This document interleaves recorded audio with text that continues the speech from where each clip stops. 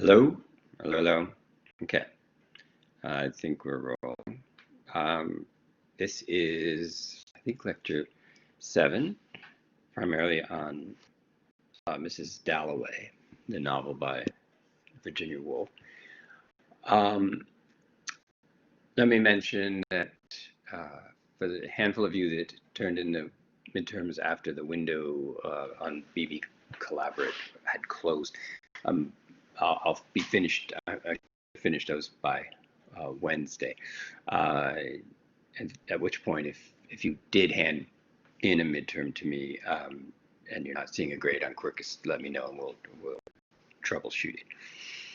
Okay, so we had the Wasteland in the last lecture. I talked about a vase that was dropped and shattered, how there was no way to put the pieces together the way they had been before, but at the same time it was simply trauma, and trauma is really just that. It's a shattering of a reality that you never suspected uh, was breakable, and so you don't really have a plan B.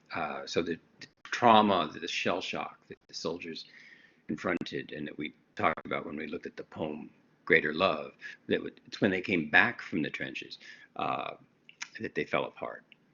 Because most of the strategies they used to hold themselves together in the trenches and in the war also numbed them, uh, as in April is the cruelest month and Forgetful Snow that Eliot talks about. But when they came back home, they would meet their fiancés or their wives, as we saw in the poem Greater Love, and yet they were still in a way trapped. They were still back in the battlefield. Septimus Warren Smith, who is certainly is a main character in Mrs. Dalloway, but more to the reader than anyone in the story itself. His wife Lucrezia, whom we met in Italy, and proposed to in a moment of almost existential panic. I mean, his world was just starting to fall apart, and he was just starting to feel like nothing meant anything, and life was kind of a horrid affair. And so he proposed in a first attempt to shore up his rapidly breaking down of his reality.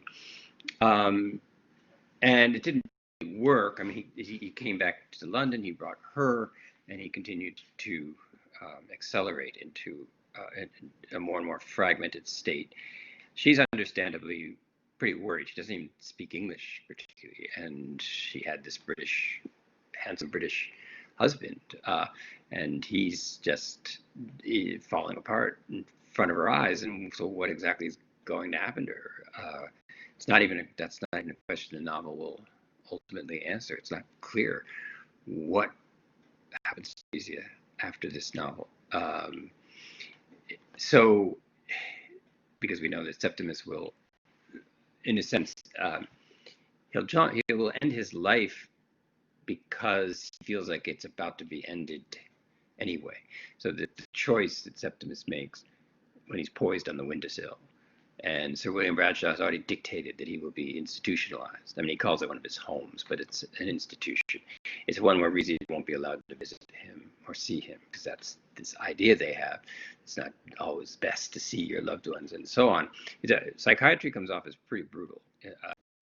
As mechanistic. Not only was this not only a mechanistic war, but the way to heal people is starting to look also like machinery, and the institution is starting to look like a factory where you get brought to be sort of rebooted or rewired, including virtually literally shock therapy, which was begun around this time, of applying electrodes to the head, sending jolts of electricity, hoping to snap the brain back into a quote unquote normal electrical patterns. Typically, these were way more destructive than having any curative properties. They were also terrifying to people, so that they would learn to mimic a mental health they didn't feel in order to avoid this so-called cure that was worse than what they were suffering.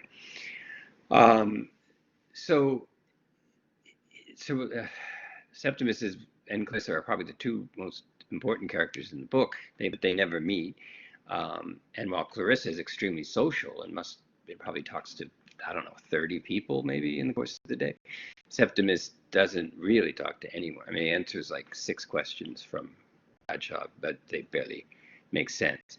Um, and yet we know as readers, because we're privileged to be in the interior world of Septimus, that he's thinking all the time. His brain is racing a mile a minute, and that far from not wanting to talk to people, he feels this enormous compulsion to communicate. I have a message. I have a message, he says at several points. And of course, it comes out as crazy talk to anyone listening because he only says aloud, like, trees are alive. We must not kill. I must get a message to the Prime Minister. I've committed a terrible crime. He says that to Bradshaw. And Reese is like, it's not true. It's not true. And I mentioned survivor guilt. I think one of the feeling of survivor guilt can feel like you've committed a terrible crime because you survived and all your friends are dead. And of course you did nothing to cause that, but it happened. And it's almost this terrible crime. It's like the brain is trying to make sense of the fact that his friends and comrades are dead and he isn't. Did he kill them? Did he make a mistake and somebody else killed them? The war doesn't make any sense. There shouldn't be this many people dead. There isn't enough of a reason for 20 million people, 15 million men between the ages of 17 and, well, it's getting down toward 14 at the end of the war because they were running out of soldiers. There's just no result that can even begin to make up for that. And yet the war was fought as, quote unquote, the war to end all wars. Now it's over, quote unquote, but it's not over at all. I mean, yeah, the fighting has stopped, and that's that's something, obviously. But World War II will start up again in 1939. So this novel is set in 1925. So we're watching everyone walk around saying the war is over, thank God, the war is over, thank God. We're only 14 years away from Hitler invading Poland. Not that many years. And some historians go so far as to suggest that World War II was the resumption of World War I. And it wasn't that there was 2 discrete wars. So that, in a way, and I think that's part of Woolf. I mean, Woolf couldn't have known for sure about World War II, but he sort of shows this frozen hostility.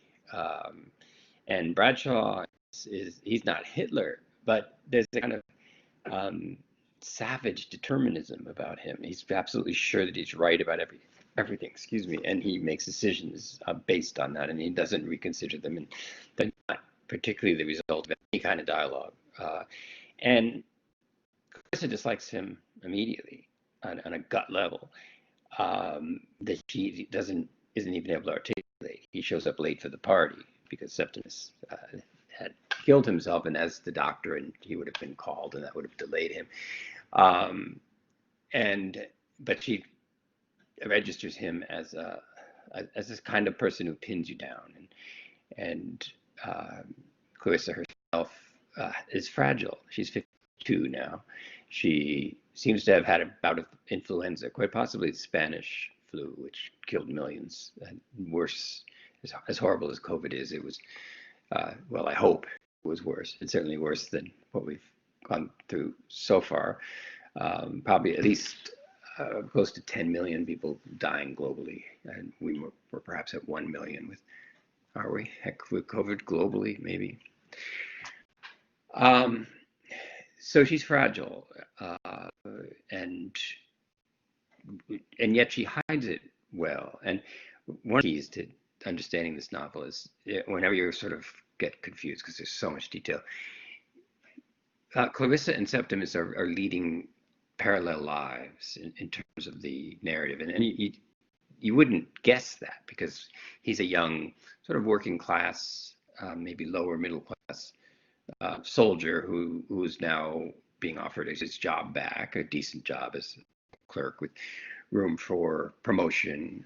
This is what puzzles Bradshaw, that you're back, you weren't wounded, you've got a wife, you've got your employer thinks highly of you and is very anxious to have you back. And so, what is your problem? Clarissa is the wife of Richard Dalloway, who is a sort of mid-level parliamentarian. There's a vague sense that he's a little bit shy of being cabinet post material. And this is something that bothers Lady Bruton, which we'll talk about a little bit later, because she that Clarissa was less interested than she should have been as a politician's wife, that she somehow hasn't promoted Richard enough. Although we're seeing this party on the night of the novel takes place, where the prime minister will in fact attend. But Bruton's instinct's probably not entirely amiss. There's a part of Clarissa that is really values her privacy, her spiritual privacy, not just her actual privacy. She and Richard, in fact, have separate rooms, which is not unusual for even for married couples, especially when they're older, if they're having trouble sleeping or somebody needs more rest. So on the face of it, it doesn't mean anything terrible, but it is a very it's a caring marriage by all accounts. In fact, Richard seems to be an attentive caretaker.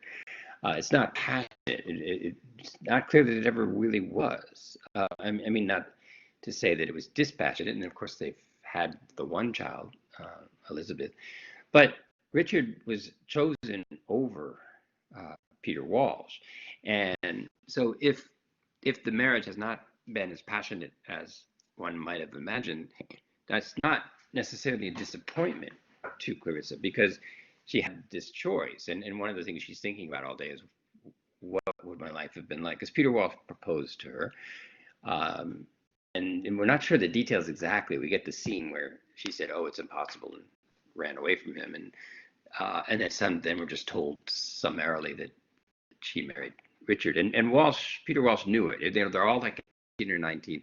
They're at a summer weekend party at this summer house. Chris and Peter are an item, I guess, as we would say now, but sort of in suspension. And suddenly somebody happens to bring a guest called Richard Dalloway, which would have been, these summer parties, you could sometimes bring a guest. And somehow Peter knows, before Chris is even very involved, that somehow she's going to marry Richard. And I suspect his gut instinct was that he could tell that he and Clarissa were drawn to one another in a kind of turbulent way, and they would talk passionately about politics and how they were going to be different and how they weren't going to be like their parents, and they were going to shake up this fussy late Victorian world. That this would have been well before World War I, so-called Edwardian period. And Peter hasn't come to much. He went off to India, which is often where an upper middle class person who wasn't really making a name for themselves in London could go to India as and work on be a colonial administrator, which is pretty much what Peter has been. And he's been gone for 5 years. In fact, he's due back. Clarissa doesn't remember exactly what day, but as it turns out, it'll be this day. And in fact, he'll come right to the house and go running upstairs, and Clarissa will be working on her dress for the evening, and they'll have a discussion, which is also very important. It's like everything in this novel is trivial and epic at the same time. So when Clarissa and Peter meet after 5 years, it's like nothing much seems to happen. I mean, she hears the maid letting in Peter, and then the maid says something, and Peter says, "Oh, but Clarissa will see me. Clarissa will see me." And he actually bounds up the stairs and knocks on the door, which is pretty forward.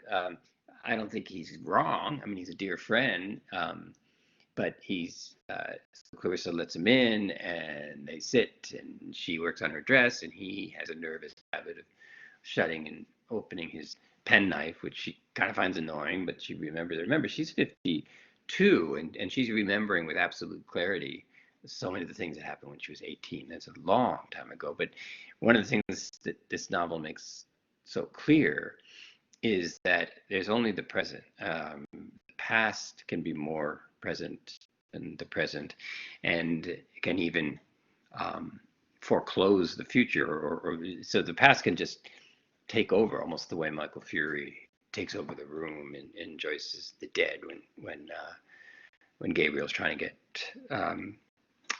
get his wife Greta uh, to reassure him by offering herself, which doesn't happen because she's been thinking of a boy from long ago. So there's a relationship between Greta and Clarissa, perhaps too.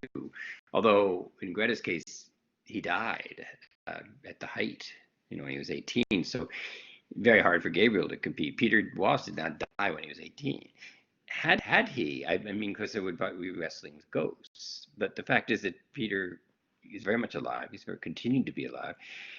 He's not, and he's not. He both is and is not the kid he was at 18, and especially in the sense that he has more years behind him now than he has in front of him. So anything you say when you're 18, you can say the same thing when you're 58, but it's not going to sound the same. So at 18, it's credible when you talk about all the things you're going to do. At 68 or so, if you're still talking about what you're going to do, it starts to become less and less credible that that's going to happen. You're not going to live forever. So ideally, when you're older, you're able to sort of talk about what you did, and not all the things you've yet to do. So that you ideally are at the latter end. I mean, for myself, I'm not a lot of regrets about classes I never taught or that I didn't become a professor. It's what I wanted to do. It's what I did. I kind of feel fortunate that I'm not looking at all the parallel lives that could have happened with me and feeling like, oh, I took a wrong turn and now I'm a professor, and that's okay. But there are all those other things that would have been so much better. I don't actually feel that way. I like the road I took. A bit of advice for your guys' careers, if possible. Try and work at something that you love, if you possibly can, or at least put yourself on a path where you can see the direction, and doesn't become a road taken. But as I think I mentioned in the open classroom last week, you guys are under a lot of pressure. Grad school GPAs are high, very demanding. Financing your education is kind of way more expensive, corrected for inflation. It's way more expensive than 25 years ago. So debt's a real problem, especially at grad school. Like you might be able to sneak through, get your 4-year degree without serious debt, but med school, law school, you not only have to pay, but you're essentially not earning anything while you're getting the degree, which is perfectly reasonable. You're working your butt off.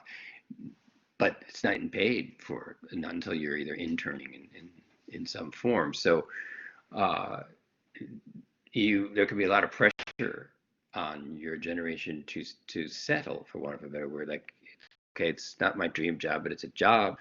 And yet Canada's still in better shape than in the US, where so many people hang on to jobs they don't like just because it has insurance. And if you have married and have children, and I would do this myself, I would stay in a job that I don't like if my kids' health care was covered, versus taking a chance at something I loved but not sure I'd be able to take my kid to the doctor or the hospital if I had to. So these are decisions that have to be made. So Peter Walsh, you get the vague feeling, was kind of a social revolutionary, or thought he would be, but he's just a colonial administrator, not even particularly great at that. He seems to have met a woman who's not yet divorced and already has 2 kids and claims he's in love. And I suppose to some degree they have some kind of relationship. My sense of Daisy, that's the girl, is grateful to have found a steady upper middle class. I mean, I'm not saying she's a gold digger or something, but she's probably glad that she's with her 2 children, no less, that she's found a man who's reliable, and he, for his part, might be well appreciating that Daisy appreciates him, and that's all right. But that doesn't set the night on fire, and that's not Romeo and Juliet. And Daisy's clearly not Clarissa, which is not to say that he, would so over Daisy for Clarissa, and Clarissa's doesn't even, it's not even a discussion like, would I ever leave Richard for you? They're not even close, but that still leaves hanging in the air. What would my life have been like with Peter? And there's really two answers to that question. One is it would be a lot more exciting than it is with Richard, but it would also be way more destabilizing.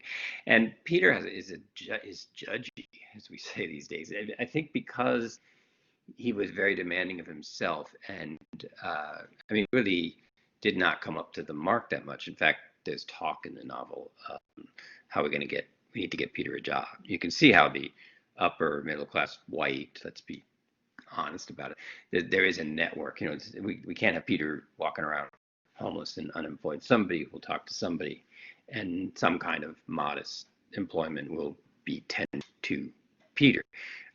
We could.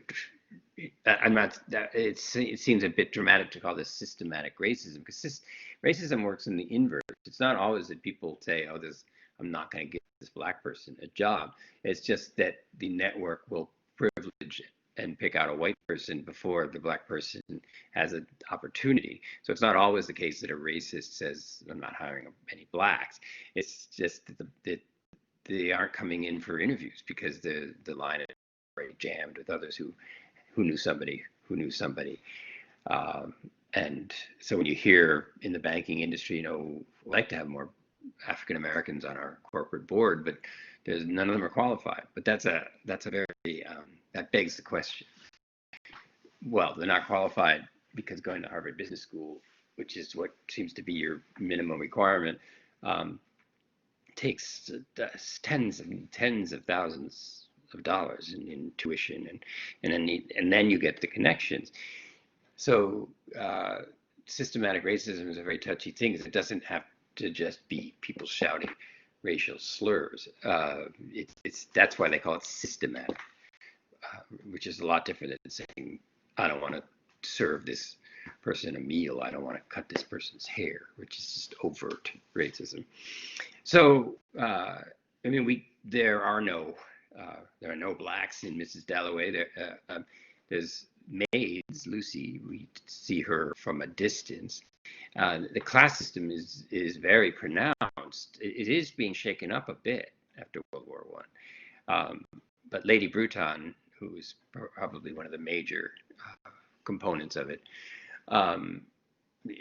she is a symbol of old empire. And this is a very transitional novel. I mean, not transitioning from before World War I to after World War I. Most of the monarchies fell apart as a result of World War I. So in the Russian Revolution of 1917, the Tsar and his family, all of his children, they were all murdered. They were all pushed up against the wall, shot, and then their bodies were buried in the woods. They weren't even found until the 1950s, because they didn't want people to be able to find the bodies to set up monuments. So the entire royal family was massacred, and in Germany, the Kaiser had to resign, and so the German monarchy fell apart. The Austrian Empire fell apart. So monarchies are falling apart now. And what's replacing them is the so-called bourgeois, the middle class. But the middle class is still being organized by the ruling class. So the ruling class is no longer as defined as it used to be, with a king and a duke and a lord. Although you will know those titles show up, particularly with Lady Bruton, and as her name is, I think, deliberately brute. There's a brute. Lady Bruton represents the brute force of imperialism. Imperialism by force, colonizing by force. And we already saw this in Heart of Darkness, and the two works can be compared a lot. In some ways, Clarissa strikes me as a version of Kurtz's fiance, but although we get a lot more, of course, unlike Kurtz's fiance, who loses her fiance, Clarissa married Richard, didn't marry Peter, who's still around. And Clarissa's had to develop more than Kurtz's fiance probably would. But in some ways, Clarissa also rules over a domestic space, the way the Intended does, especially in that famous final scene in Heart of Darkness. But the domestic space has gotten way more complicated. But in 1900, the intended 1925 is Clarissa. And one of the things that Virginia Woolf manages to capture is this incredible, that everything's in transition. Karl Marx famously said everything that is solid melts into air, and that was 1860, but it's continued, and it's happening again. Now the class system is starting to dissipate a little bit, and you have a more distinctive working class. And there's also a shift from production to consumption. So England is changing from a producer nation where factories produce things, and this has continued. You hear about this in the States all the time, where the emphasis, the economic center is situated not in producing and exporting, but in importing and consuming. And it's the economies are becoming more and more global, and more the result. Wall Street markets and financiers and huge, vast amounts of money that move around in the stratosphere, in making economy and economics starting to be the new dominant discourse, taking over from science, because science had its golden day when it was also driving means of production. So the invention of Eli Whitney, the automatic reaper, which could you could collect cotton faster, not to mention particularly American slavery, which created a massive cotton market and essentially established America as an economic superpower beginning in the 1860s. But what's holding what's keeping the social fabric together now? Clarissa's job, not unlike the Intended's, is to make empire look like a spectacle without exposing the ugliness. The piano keys of the Intended are beautiful, but you don't see the exploited dying natives who were forced to go get ivory or the rubber on the tires of automobiles. But how is what's happening with the working classes? Their standard of living in some ways seems to be going up, but that's partly because there's way more cheap mass-produced items for their entertainment. And so movies have come in now. They were 5 cents. So the Nickelodeon. There was a lot of cheap entertainment, cheap alcohol, cheap clothing. There was a lot to distract, but it's moving away from feeling connected to your work in terms of production, and more trying to reappropriate a sense of yourself through consumption. And you've already seen that with the Pepsi ads that we worked on. Is consumption is becoming more and more important way of shoring up the self, but the shoring up of the self is addictive, illusory, and never ending, which suits the market, because in order to have mass production, you have to have mass consumption. In order to have mass consumption, people need to buy a lot more than they did before, and many things that never would have occurred to them to buy. There's a scene where Peter Walsh notices that women are all wearing cosmetics now, which before he left for India 5 years ago, the only women who would have worn lipstick and blush would have been prostitutes, professional women. So now we have the beginnings of the world you guys know, and that were in so many of the ads, where women's cosmetics are everywhere. And again, it's not there's nothing wrong with that. It's just that self-presentation is becoming more important than self. How you're perceived is how you feel. So it's not there's how I feel, and then there's how I am perceived. How you're perceived constitutes how you feel. So what kind of gloves you're wearing, or what you can afford or not afford, and then so there's this keeping up of appearances that becomes more and more necessary in the novel. Um, so this novel, as I said, it's obsessed with transition, and it's obsessed with in-betweenness and liminality. It's obsessed with not A or B, but what's in between A and B. What is it that's unnamed between A and B? And so this whole narration, Woolf really develops a narrative style similar to parts of Dubliners, but uh, the narrative style is not about what's happening, but about how people are feeling while things are happening. So this is a complete inverse of a traditional, say, Victorian novel of Charles Dickens. There's Elizabeth goes to get gloves with Miss Killman, but no, it's not gloves. It's a petticoat. But who cares? You don't get long descriptions of the petticoats. You get how Miss Killman is thinking. You get how Elizabeth's thinking, and Miss Killman feels. Both Miss Killman and Septimus also are parallel in the sense that both of them, for different reasons, are completely out of sync with the increasing requirements of what's necessary to fit into this new society. Septimus has shell shock. He can't organize his thoughts.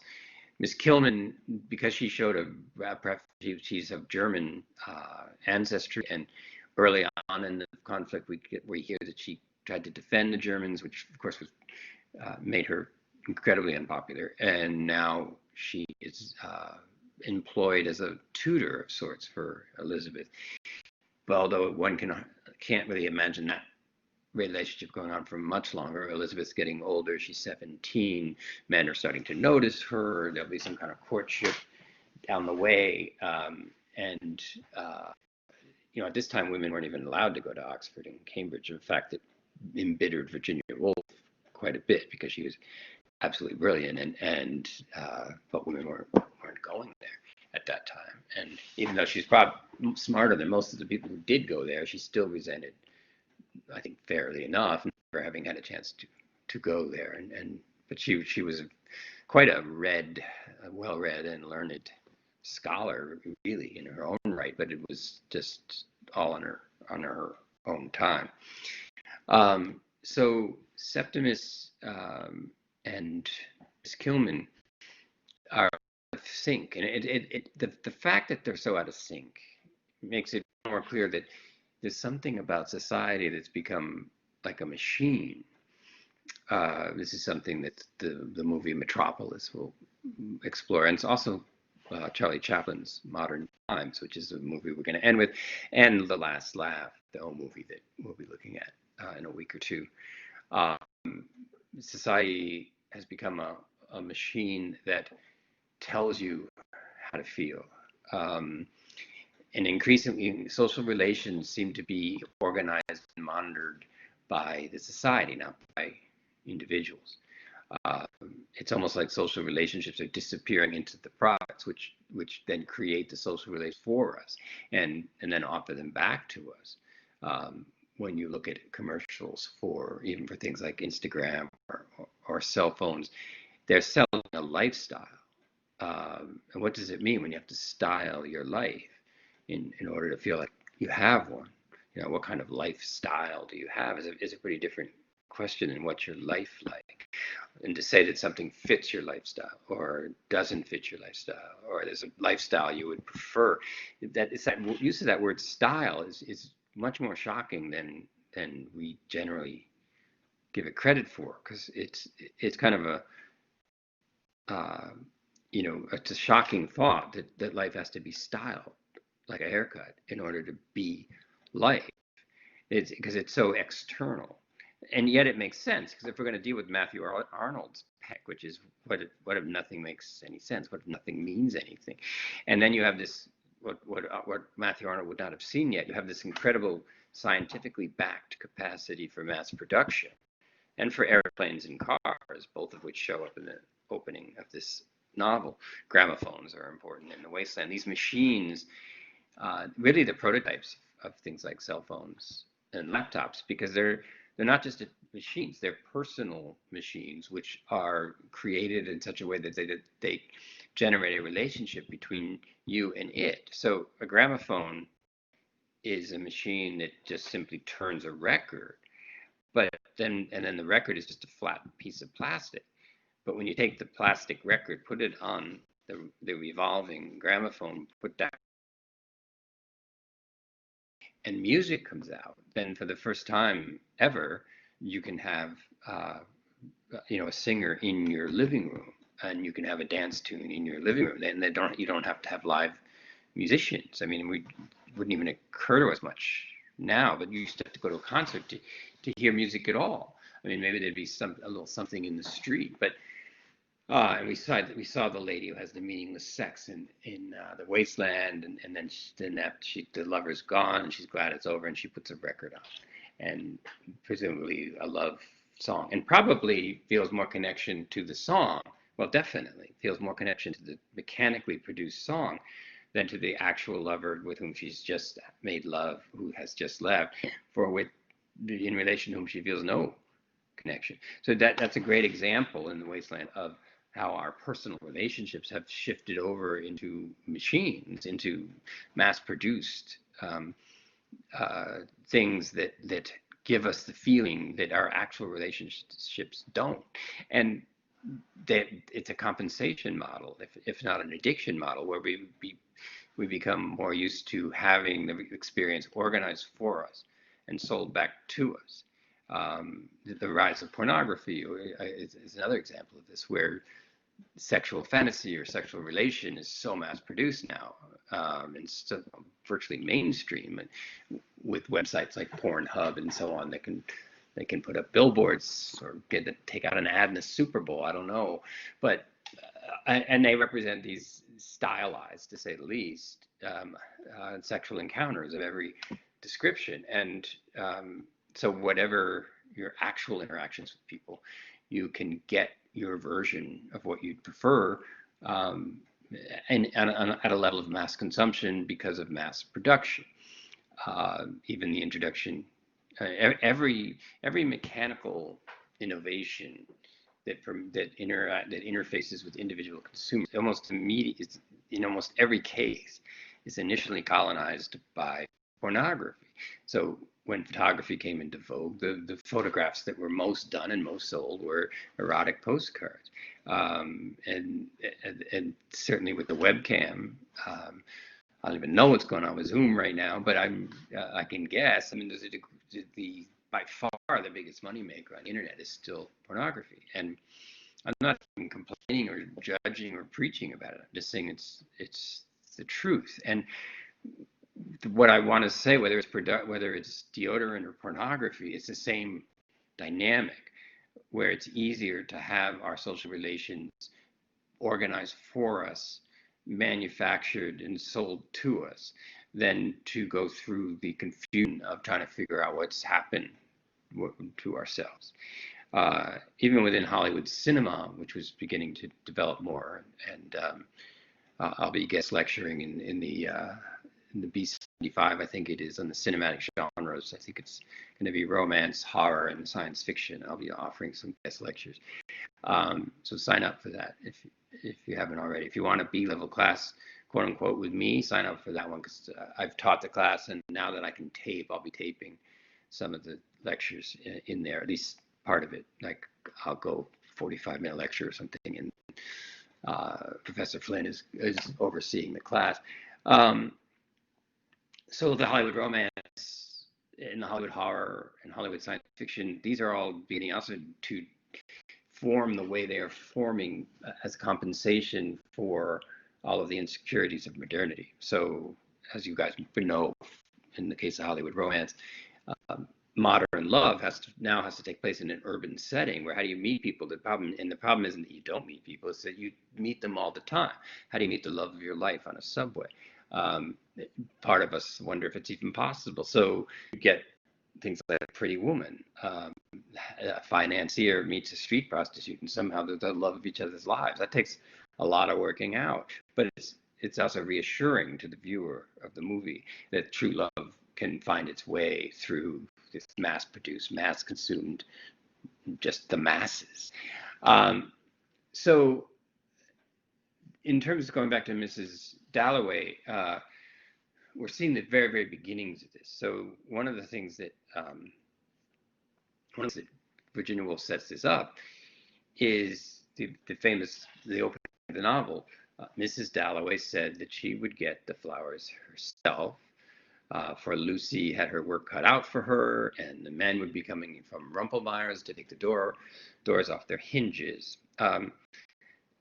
So the movie, and there was a pretty good movie, Mrs. Dalloway. But anyway, you could find, I think you might be able to find it on YouTube.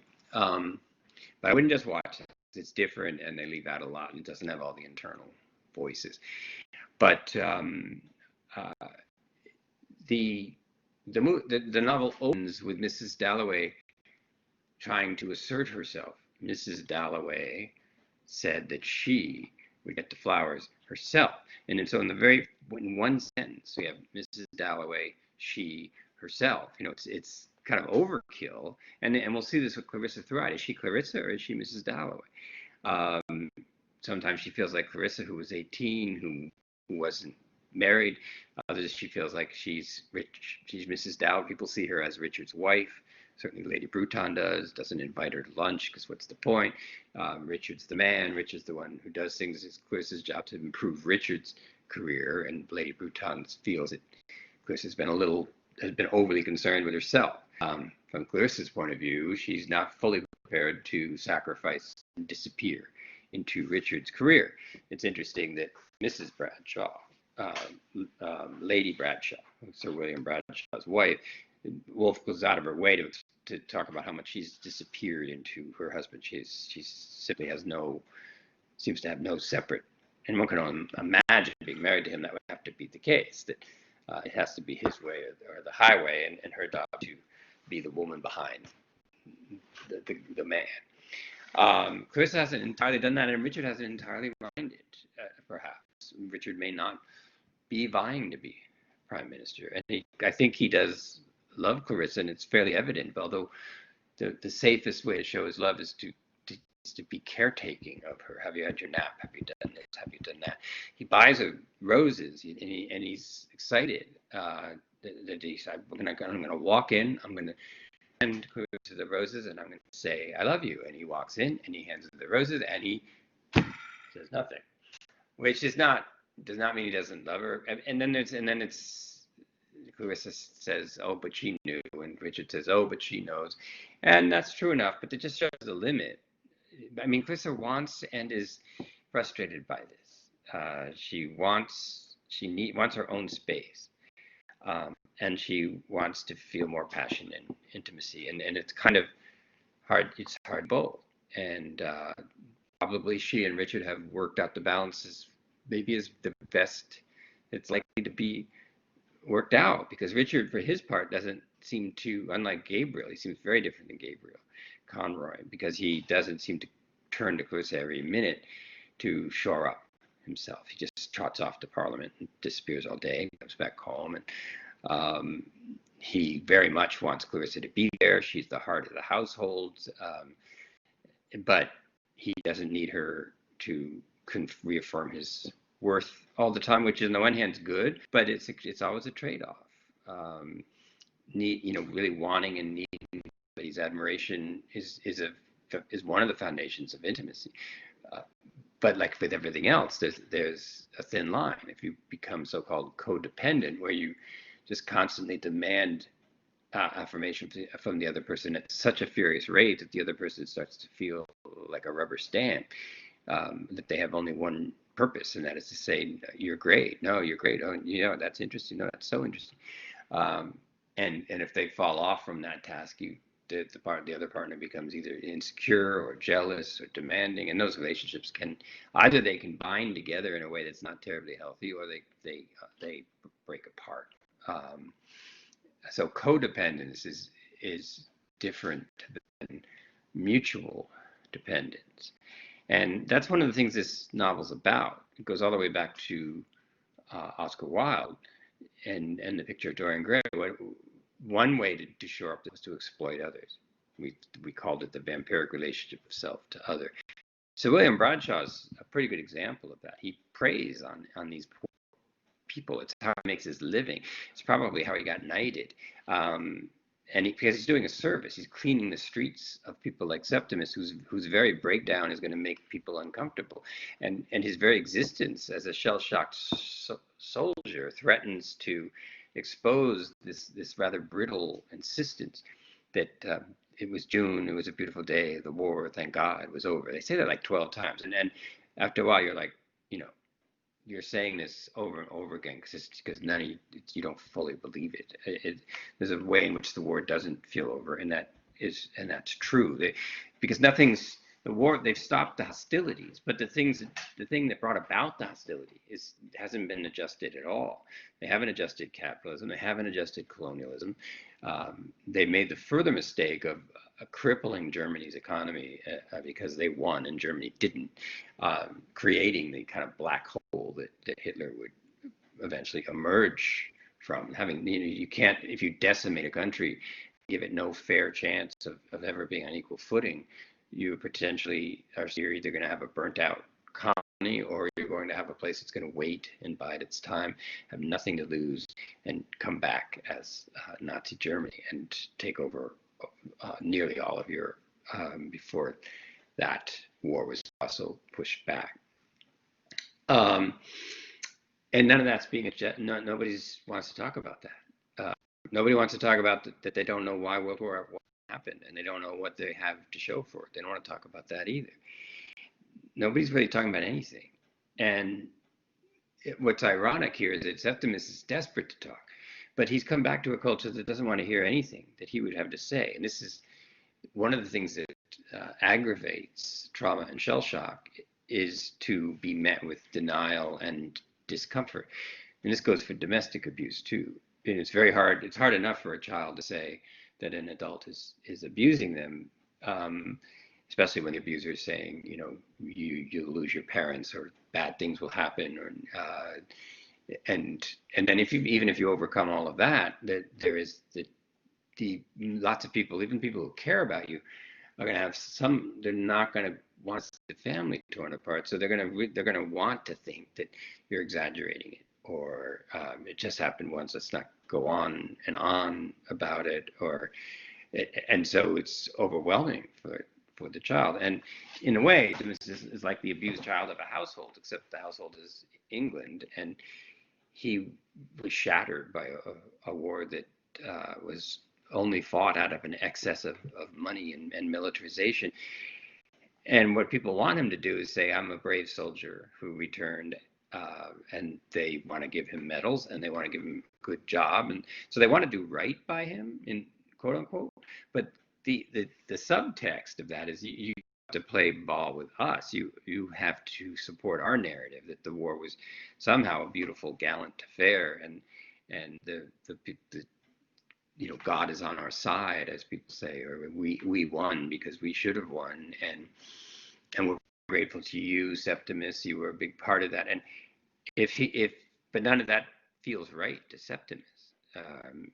He wants to say the war was a horrible slaughter, and that breaks the rules, and that's kind of what Sir William Bradshaw is for. If soldiers are going to break the rules like that and come back shattered and angry and bitter and visibly destroyed, they're going to have to be put out of sight, put in a home. And the reason Bradshaw can do this is Septimus has threatened to kill himself. So there's that gives Bradshaw his legal edge, that he can institutionalize Septimus against his will, whether he signs anything or not. And that's when Septimus realized that he's finished. As he says, human nature was upon him. The brute, the red nostrils, was upon him. So there's a part of human nature that Septimus has seen, and nobody wants to hear about it. There's a part of humanity that is a brute, and that destroys things and destroys people, and does it with malevolence and wickedness and sadistically. And he's seen men get chewed up, literally by the machinery of war. He knows how bad it can get. So in that sense, he's a lot like Marlowe. And and like Marlowe, he can't seem to get anyone to understand. It's like, remember Marlowe wanted to go up to people and stand in front of them and just be like, do you know anything about the Congo? And of course they don't, and he doesn't really know, even though he's going on with this story that we're reading with the other men who are waiting for the ship to move out onto the tide. There's a sense that he can't get his story out either. He's not quite as shattered as Septimus, but he was pretty shattered, and Kurtz, of course, was destroyed utterly.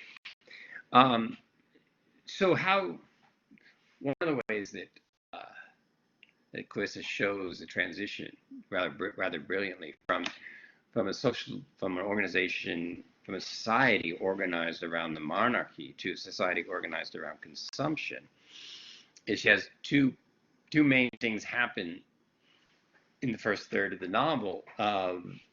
One is that a car backfires, and it's a very expensive looking car, and a gloved hand pulls down a shade on a window, so they're not sure who's in it. It could be the Queen, or the Prime Minister, or both.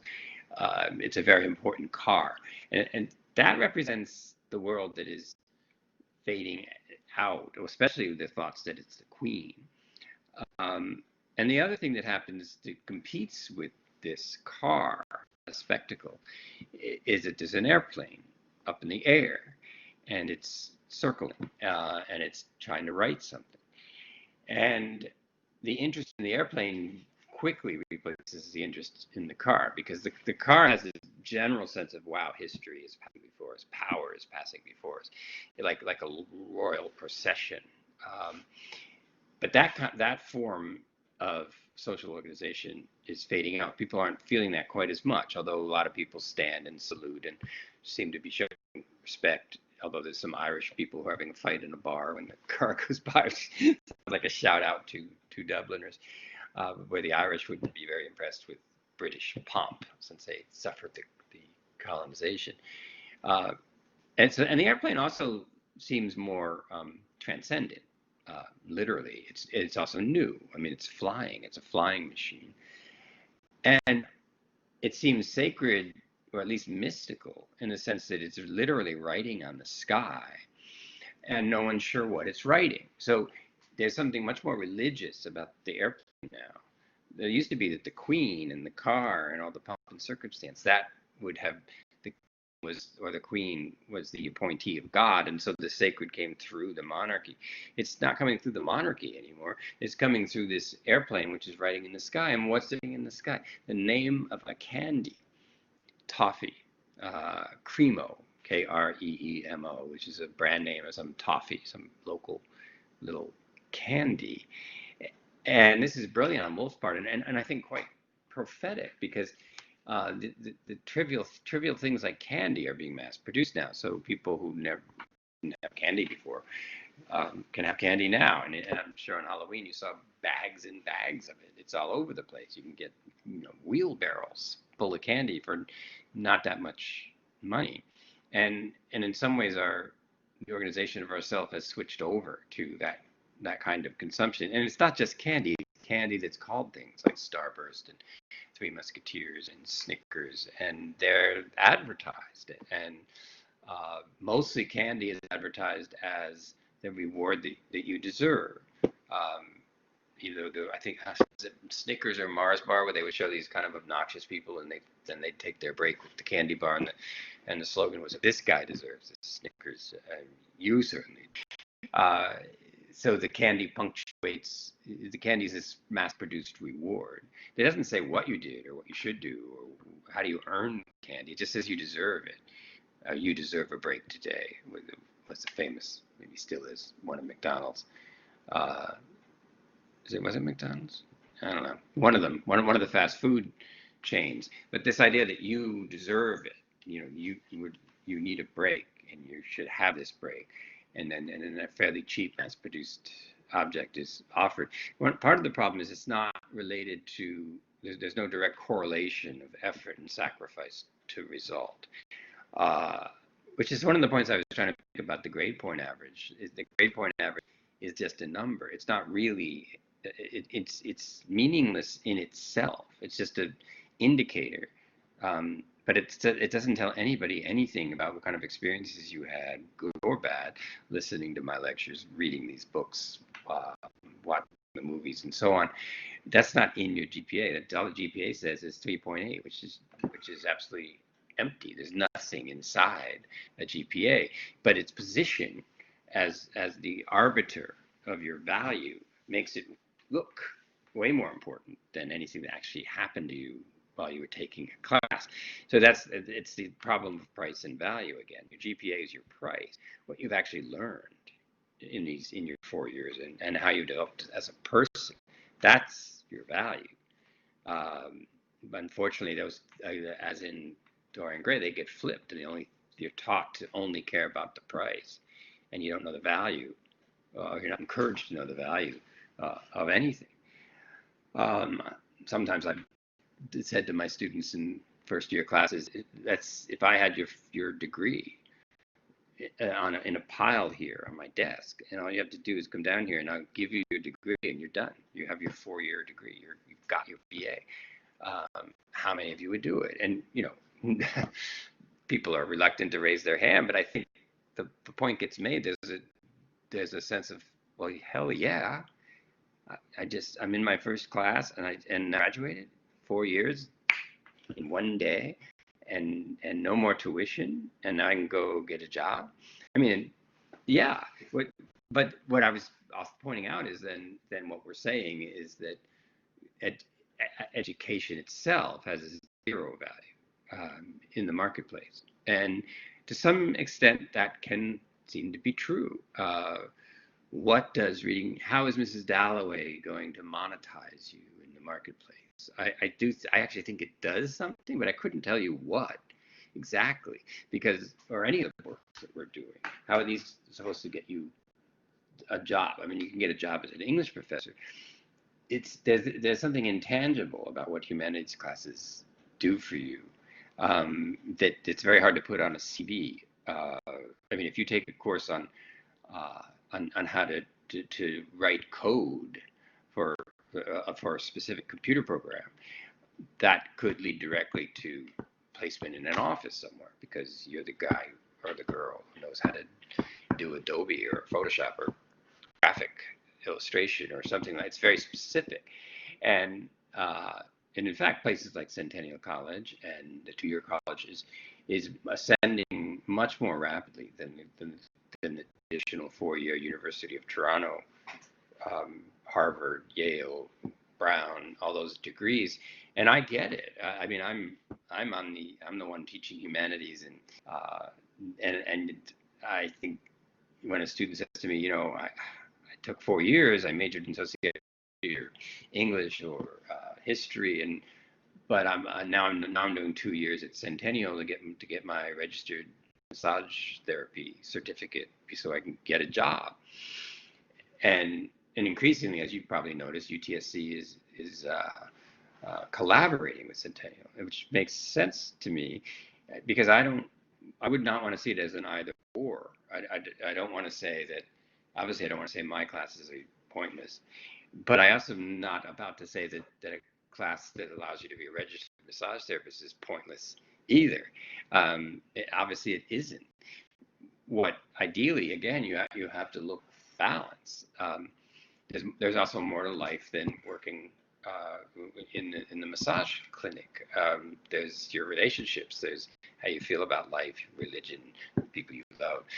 So the humanities still has a role to play, but humanities is not a degree that typically, would you take a course in air conditioner repair, which makes perfect sense to me. You're not going to read Heart of Darkness on how to repair an air conditioner, and you're not going to have to learn how to repair an air conditioner to read Heart of Darkness. But I do think life may be some version of both, that you have some capacity to offer something to the market of value, but also be able to figure out what you value yourself, about other people, about your to the world. So the airplane and the car become two of the polarities that um, on which the novel is suspended. It's like a suspension bridge, and you have the car and the monarchy and history and the colonies and all the violence that went into the colonies, which Lady Bruton represents. She's got pictures of all the generals that are her ancestors, and there's kind of a frozen violence to her house. Dalloway's descriptions of houses, Lady Bruton's and Clarissa's, and even the apartment of Septimus, they speak volumes. Clarissa's house is particularly set up for spectacle. Lucy's been polishing the silver, and their most valued possessions will be in their most conspicuous display. Everybody has a role to play in upholding the splendor of the empire, not least of all because the empire is built on blood and death and force and violence. And it's like Clarissa's party is an enormous filtering system by which all of that Sturm and Drang, which Septimus got caught up in, is left outside the door. And this is the rise of what we call commodity fetishism as well, where the commodity is different than an object. The commodity is an advertised object. So you can have a shoe and you can have an Air Jordan. What's the difference? Well, in terms of function, nothing. They're shoes. They're both shoes. So why is an Air Jordan an Air Jordan, and why are sneakers that you could get at Value Village sneakers? And you might buy sneakers at Value Village because you're going to paint your house and you're going to get paint all over everything, including the sneakers, and you don't care because if it's $5 for your sneakers. You're not going to put on your Air Jordans to paint your whole house at whatever they are, 200 a pop, at least 150, and get paint all over your Air Jordans. So it's why? It's a really interesting question. Why? And it doesn't come down to quality necessarily. I mean, Air Jordan may be a reasonable quality, but it doesn't, not enough to justify the price differential. And don't even get me started on women's purses, which I know nothing about except that they're one of the hottest commodity fetishes in our culture, because the price of a Chanel bag or a Dior bag is astronomical. There's only so much value in terms of substance that you can put into a purse or put into a shoe. So what are you paying for after that? And you even can reach a tipping point where really, really expensive stuff is hard to take care of because it's so fancy. It's easy to wreck. Whether it's cashmere sweaters, or you have to be so careful. You spend $5,000 on a Dior bag, which is entirely possible. And you're going to dinner. I mean, you have to have an extra level of consciousness. But first of all, you don't want to lose this bag at $5,000. You don't want to spill grape juice on it, and you don't want to push by a chair and scratch it. I'm always surprised that sometimes the more expensive my blazers are, the more instructions I'm given on how I better not wash it. Someone gave me this $2,000 suit for a seminar. I was doing some seminar, and they just said you need a what kind of suit was it? It was Italian. Somebody, wasn't Gucci. I still got it, but the damn thing. I mean, it had to be dry cleaned by like specialists who live somewhere in the Himalayas or something, and it was made out of this amazing cloth, and I didn't even like wearing it because I felt like I was wearing $2,000 in bills that was getting snagged and stained, and so I like to get my blazers. I actually get blazers from not usually Value Village because they're a little beat up, but I do get them from Winners, which is a resale. I mean, I can get a Calvin Klein blazer there because it didn't sell somewhere else, and it was on, it was offered for $500, and now it's at Winners for $100. In that case, it's literally the same blazer. It's not even a knockoff of Calvin Klein. It is Calvin Klein, but then again, Winners doesn't feel like Holt Renfrew. When you walk through Winners, everything is just in racks. I like it. My wife doesn't like it. She's like, it's depressing. I was like, it's depressing. What's depressing is Holt Renfrew. But where you walk by and everything is beautifully lit and positioned, and but it's like, hey, I'm paying for all this, and I don't need any of it. So I'm a little anti-spectacle. As you can, I don't judge it. I just am not impressed with it. I'd rather have an awareness of my social relationships that still seem as much as possible to originate with me, and not feel like I'm having a great time at a party because my suit costs $2,000.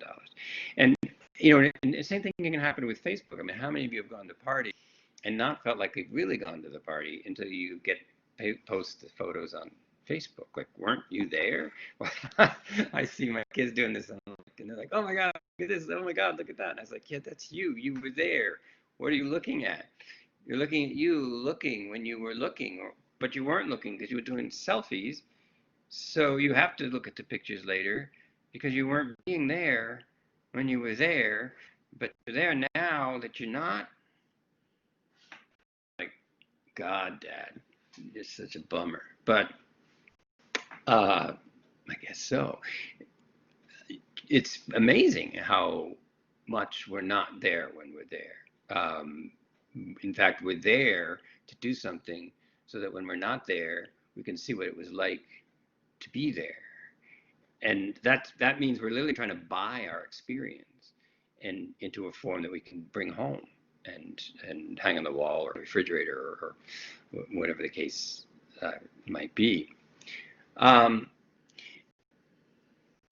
So what Virginia Woolf tries to privilege in the way that she writes Mrs. Dalloway is how our internal experience is by far the most valuable thing. So if I look at the opening, which I've already mentioned, after we get the bit about she was going to get the flowers herself, we read the following: "Just then, thought Clarissa Dalloway, what a morning! Fresh to shoot to children on a beach. What a lark! What a plunge!" For so it had always seemed to her, when with a little squeak of the hinges, which she could hear now, she had burst open the French windows and plunged at Bourton into the open air. And Bourton is where their summer home is. So we have the 53-year-old Clarissa opening her doors in London, and the hinges on those London doors are squeaking. And what she hears is the squeak of the doors when she was 18 at Bourton, which at the moment is a more important squeak to her than the squeak of the London doors, because opening up the London doors as a 53-year-old married woman is going to get flowers to help out with the preparations for her party. That is not the 18-year-old Clarissa who burst out onto the beach full of anticipation. Clarissa has moments of anticipation, but she has moments of real depression. Like when she comes home from the flowers and sees that Richard's been invited to Lady Bruton's luncheon and that she hasn't, she is crushed. And the Wolf doesn't pull her punches. I mean, for a moment there, she's just ground down to nothing. She's kind of like, it's all over for me. I'm 53. I sleep by myself. I have this narrow little bed. I just sit there and read histories of dead white people all night. And she sounds a lot like the woman in the Wasteland. I read much of the night and go south in the winter. And then she is tortured by this idea that everyone else, as she puts it, is blackberrying in the sun. Everyone else is, and this is all because she can get invited to that stupid lunch. And we get to see the lunch, and there's no question that Chris has overreacted. I mean, yes, Lady Bruton does make Clarissa feel a little bit judged. Like, why isn't Richard in cabinet? Like, the wife's responsible to some degree for that extra push in a man's career that Richard seems to have not gotten. But this is a working luncheon. Lady Bruton has gathered Hugh Bread and Richard because she wants to write a letter to the New York Times, which I find hilarious. She wants to write it, so she invites two men to write it. Richard, a politician, and Hugh Whitbread, whose only function, as far as I can tell, is he understands how to speak correctly in the various circles, so he'll know the way to word it. And Richard is there just to advise on the policy end of it. And Lady Bruton, imperialist to the core, wants, and this relates to us, in Canada, she's concerned that not the right sort are emigrating to Canada, that not enough married white British people are going to Canada, and that Canada's in danger of becoming some kind of mongrel race where what we'd now call multiculturalism. Who knows who's marrying whom? Besides that, London has some employment issues, and some of the men are underemployed, and they could be. That's one way to use the colonies, is to cut down on unemployment in London by setting people up in Toronto and other places, but it's also quite racist, even though that's not. I don't even know that she'd know what I was talking about if I said, "Wow, Lady Bruton, you're really a racist." She would be genuinely not know what the heck what was I even talking about? What she wants the government to give monetary incentives for white married couples. So she's also sexist. She wants them to already be married. She doesn't want to send single women over there. Who knows what they're going to be up to? So, and she's a world organizer, and so that's the connection between Lady Bruton and Sir William Bradshaw. They're both enforcers. They are both trying to stamp their image over and over again on everything that's brought before them. So William Bradshaw is just like this monstrous, malicious cookie cutter that comes down into the soft cookie dough of poor, shattered soldiers like Septimus. Well, in a way, Septimus defies Bradshaw, and this brings the novel full circle, because in defying Bradshaw, there's a wonderful moment where Rizia has also feels that there's something wrong with Bradshaw, and Dr. Holmes, who's the first doctor that Septimus had seen, and the fact that she's not going to be able to see Septimus, she's convinced, and I think she's right, that they've stumbled into a machine that's going to destroy him by taking him away and destroy her by taking him away. So she really tries to stop Holmes. And there's a heartbreaking scene just before Dr. Holmes starts running up the stairs where Septimus shows a glimmer of being capable of getting better. I'm not saying he was better, but he comes into focus very, very quietly and looks at Rizia, and whom he seems to have not seen for weeks. And he says, "What are you making? You're making a hat." And she's like, "Yes, I am." And, "Well, who's the hat for?" And she tells him, and he knows her. And he says, "Well, let's make sure she gets a proper hat." And it's totally shocking, because now he gets involved. He's picking out pieces, and this hat making is a great metaphor for designing the self. They're designing a hat for a person, and the hat needs to try and synchronize with the personality of the person wearing it. I mean, we all think that a bit when we try on hats. Like, some hats look cool, some hats look stupid, and so on, and it can vary. So they're putting this hat together, and at the same time, Septimus is putting himself back together, and he's enjoying it. But then, unfortunately, that's when the bell rings, the doorbell, and Rizia leaves, and of course, Septimus is not cured by any means. So when he gets left alone, he starts worrying about Evans again. Is Evans going to show up? Evans just showed up in the park, walks toward him, and gets up in front of him over and over again. Traumatic victims remember the trauma up to the point where it happens over and over again, because they're trying to master it and trying to make it stop, because they don't believe that they've actually survived the fact that it happened. And this can happen. This is true of rape and domestic abuse as well. You have nightmares up to the point of the abuse, and then you wake up or in a cold sweat, and because you're caught. Part of you doesn't think you survived it. Well, you did. You actually did, but emotionally, you can't conceive that you could survive betrayals of this magnitude, and you're afraid that you'll die, essentially, or go mad if you have to experience the feelings that accompany this massive betrayal. And that was true of soldiers again, or domestic abuse, and which is why trauma victims need witnesses to help them say, you survived, this happened, you got through it already, but you had to numb yourself and cut yourself off and deny it to survive it. But now it's over. I mean, you cannot help a victim of trauma who is still experiencing it. It's impossible, because they're just getting re-traumatized over and over again. But once the war's over, wants the domestic abuse stopped. There's a potential, but it's not a certainty. The person may live and re-experience that moment the rest of their life unless somebody can help them witness their own betrayal in such that they're able to, now that it's over and they don't have to stay geared up to endure it happening again, they can put themselves back together in some kind of new order that doesn't that excludes the betrayer and brings the reality back, because so many domestic victims have trouble with their relationships. If you're abused when you're younger and then you meet someone you like in your 20s or 30s, you get confused, so that a caring gesture from your partner inadvertently mimics a gesture from your abuser, and you react to the partner as though they were your abuser, and often even more because they're safe. So that you have a rage attack against a partner because they were 5 minutes late.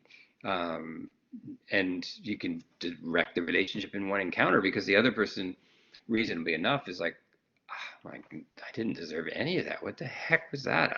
I don't see how we can keep going out. That was so out of proportion to anything that I actually did. And unless that can be worked out, so trauma victims need witnesses who can say this did happen to you, and let yourself feel it. Let yourself walk through this. I'll stand here. I'll watch you. I'll keep reminding you that this happened. It's not happening, because that's the problem. Trauma victims would rather not go through the necessary experience of knowing that it has happened, because they do not want to feel it, because that just feels like it's happening again. So how you get from trying to bring up something that already happened in a way that doesn't make the person feel like it's happening again now, in which case they will freeze and be in worse shape than before you attempted it. So the way the novel comes full circle is that Septimus is perched on his window ledge, and he can hear Holmes, and he literally has seconds to live. And he's waiting. And why is he waiting? He said, because, as he quote, the sun felt good on the side of his face. He did not want to die. That's heartbreaking. He's not killing himself because he wants to be dead. He's killing himself because he doesn't want to let Bradshaw die. He doesn't want to live a living death. He'd rather leave this life now that this is about to happen. He would rather leave the life while he still remembers the value of life, before he's just completely broken down and turned into Bradshaw's thing. And so he shouts, "I'll give it you," and falls onto the railings below. And when Clarissa first hears about it at the party, she's pretty annoyed. And this is that part of Clarissa that even Clarissa doesn't always like, which is that she can be more worried about her party and the appearance of things. But that's not her all the time. That's just her some of the time. And it's not the part of herself that she values the most. So we see that throughout the novel. So her first is pretty self-centered and almost narcissistic. Like, oh my goodness, you just brought up death at my party. How dare you? Like some kind of Karen or something. And but shortly after that, she's like, wow, I hate Bradshaw. And I wonder what this young man I wonder what was going on with this young man. And suddenly, with a clarity that we might not have expected, and because we've watched Septimus, we know she's right. She suddenly realizes, oh, he jumped because he would live. And then she admires that, the bravery of that. And in a strange way, Septimus, who has not been able to communicate with anybody all day, even though at one point we hear his thoughts, and here's a very important thought that almost pulls together the whole novel: communication is health. And this is a very unhealthy society, because they're talking and talking and talking, but they're not communicating. Talking is not communicating. Communicating requires talking, but talking doesn't guarantee communication. Commune.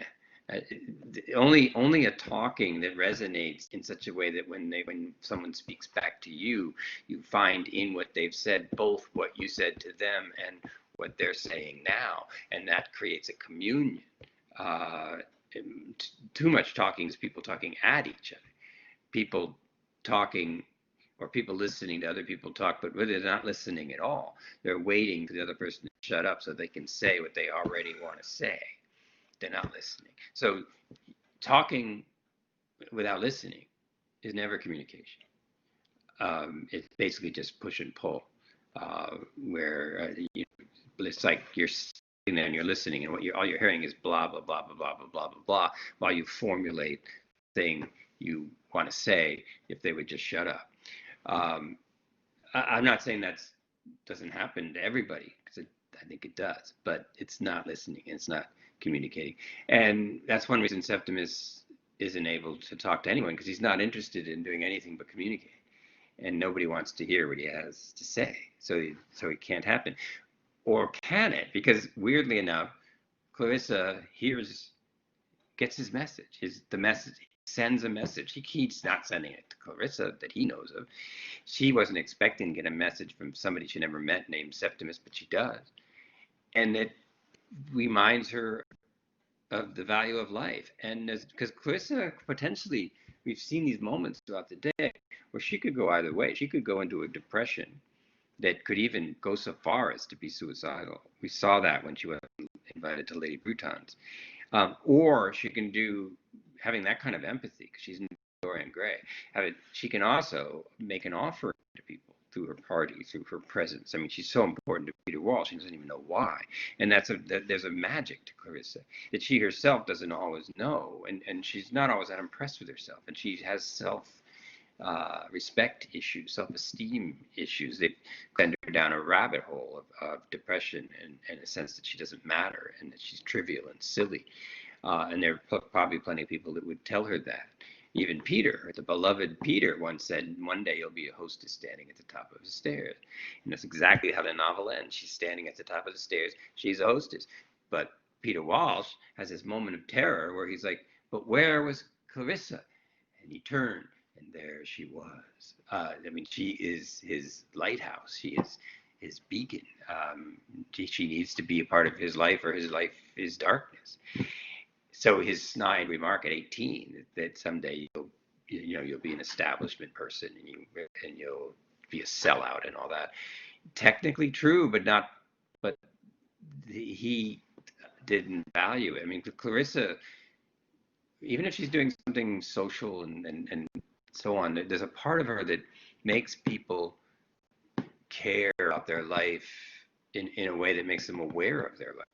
Even Sally Seton, all those years ago, who came running down the hall naked because she forgot a sponge, and of course this is breathless with admiration and horror. Like, what if the gentleman had come out in the hallway and seen the naked girl trotting down to the bathroom to get her sponge, and then the time that for no clear reason Sally Seton just kissed Clarissa. I mean, there was a sexuality to it, but not necessarily let's be gay lovers. I mean, it was sexuality with a capital S, and sensuality. It wasn't so much am I gay or straight, and it's the most thrilling kiss that Chris has ever received. It thrilled her from head to toe, and it became a precious moment. Now the irony, of course, is Sally Seton comes to the party because she happened to be in town. She's not even expected, and now she's Lady Rossiter, and she's married some textile manufacturer in Manchester, and she has 5 huge boys, as she puts it. And the spark that used to be Sally is in a way isn't there, nor perhaps it isn't for Clarissa either. Although Sally Seton still seems like a perfectly, interesting person, but that's the spark that Clarissa got from Sally's kiss, and a spark she got from news of Septimus's death. It makes her very unique. Makes Clarissa very unique. She has a sensitivity to life that, as did Septimus, probably what did him in, as did Sally before she went down and another path and became the wife of an industrial magnate in a industrious town like Manchester. Probably have the biggest house in Manchester, but Manchester was very much a factory town. So that the novel really, and I should say, when Virginia Woolf first began Mrs. Dalloway, her initial idea is it was Clarissa that was going to take her own life.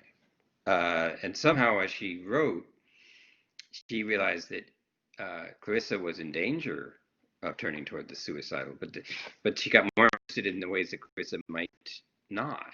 And of course, she'd seen many stories of the soldiers who committed suicide and who were broken and who had been institutionalized. And Virginia Woolf herself had several breakdowns. And so Bradshaw is based on her psychiatrist, who his idea of treating people with depressive or psychotic episodes was to put them in a room where they could not do anything. They weren't allowed to see anybody. They weren't allowed to read. They weren't allowed to write. Their meals were brought to them. It was basically jail.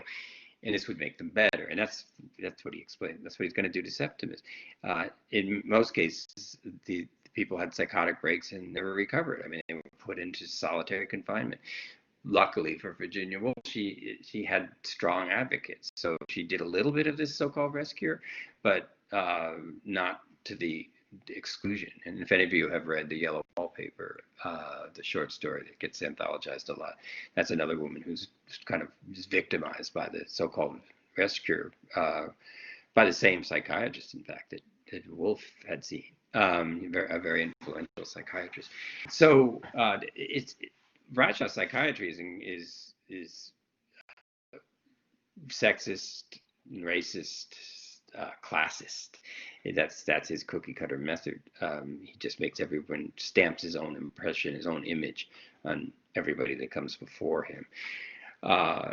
And he failed with Septimus, but unfortunately, the only way that Septimus could defeat him was to jump out of his life, jump out of Bradshaw's scope, because he was caught in it. And that's why I said, I'll give it you. Go ahead, take my living, breathing life, but and as Clarissa says, did he plunge with his treasure? It's an amazing line. And I think, yes. I mean, we saw him say, I don't want to die, and then he jumped to his death. He did plunge with his treasure. He plunged in a celebration of life. It was very, because for him, unfortunately, it finally got to a point where life as he knew and valued it was about to be snuffed out. And he would have been a quote unquote living shell, a zombie. And he chose to leave his life while he was still aware of it as a precious thing. And I didn't know this, but it also was this amazing, it's almost Christ-like sacrifice, because somehow the way he died, and then the way he feels about Bradshaw, who delivers the news, Clarissa is her value of her own life is rejuvenated by Septimus's sacrifice. So he didn't die in vain. I mean, everybody in World War I did, in some senses, because nothing changed after the war. But in insisting on the value of his own life to the point of plunging to his death, holding the treasure of it, he delivered that treasure to, but not the treasure of his life, but brought her back in touch with the treasure of her own. Which is not to say Clarissa won't have difficult moments, but I think something has changed for Clarissa in the way that the news of Septimus's death has come to her, that she values herself. She's not going to worry so much about what people think about her party. She knows now that what she does matters. She knows that she's bringing something kind of transcendent, and she's a really good example of moderns, the way they keep searching for the sacred in the secular. She's just an ordinary woman hosting a party, but there's something about her where she's able to give something transcendent, and it's not a candy advertisement being written in the sky by an airplane, which is miraculous but pointless. Like, who cares? Toffee. And Clarissa, on the other hand, seems very, there's nothing particularly remarkable about her, but there is. And what the problem with modernity is that all the things we're being told are fantastic all the spectacles that were being offered that are supposed to just amaze us. Like I can't even watch half of these cell phone commercials because I feel like I'm having a seizure. You get this, and then and everybody's dancing and singing and playing and somersaulting, and things are coming through the window, and it's like, Jesus, I would throw my cell phone in the toilet and flush it if half of that stuff came out of it, looking for me. So your life is not the thing that your cell phone provides you, but that's the way it's set up. There's something very unspecial about all tech, and there's something very special about you guys that's not in the tech. So I don't care about tech, take it or leave it, but it's not what's valuable about you. And even though it positions itself, excuse me, as the arbiter of your value, and it's seductive because it says you're amazing, you're wonderful, you're amazing, you're wonderful. It doesn't have anything to do with you. It's harder, but the only thing that's authentic about self-worth is what you painfully go through the process of recognizing. Packaged self-worth, like so much we've talked about in this class, is a drug, and it's addictive because it's hollow. It's like having a meal with no calories and wondering why you're still hungry. Okay, I think we've probably been going long enough. I have a pretty long text about everything I've been talking about here with a lot of different quotes, a lot about trauma. I'll open the classroom this Wednesday, 11 to 12, and see what else you might want to ask about the novel. Let me just end with this very, 2 columns. You have Clarissa and Septimus, who are the most life-affirming. You have Bradshaw, Bruton, who are the least life-affirming. You have in-between characters like Miss Killman, who are just too embittered to appreciate their life or anyone else's. And so when you're trying to chart this novel, you don't have chapter headings, you don't have plot. You have this constant sensibility going from the kind of proportion and conversion and coercion of the Bradshaw Bruton brigade, and then the poetic, for want of a better word, because Septimus might have been a poet like Owen or the other soldier poets that we've read if he hadn't been so shattered by the experience. And so, and the poetic of life is what is the arc of the emotion? What is the in-betweenness? What is Peter Walsh talking about when he's like he was panicked? Where is Clarissa? Where is Clarissa? And there she was, and then he calms down and is able to collect himself again. You can't pin that stuff down. You can't bottle it. You can't monetize it. You can't sell it. And it's the only thing that sort of organically and authentically gives life a feeling of being more than itself, more than just another thing you can purchase, or even a higher GPA or a better career or a nicer car, and all those other things are rather hollow markers that attempt to mimic a feeling of self-worth that can only come ultimately from appreciating the worth of others and realizing, having a sense that they appreciate your worth as well. So it's mutually constituted as opposed to vampiric. Okay, I'm going to end with that, and I will see you on Wednesday. Bye.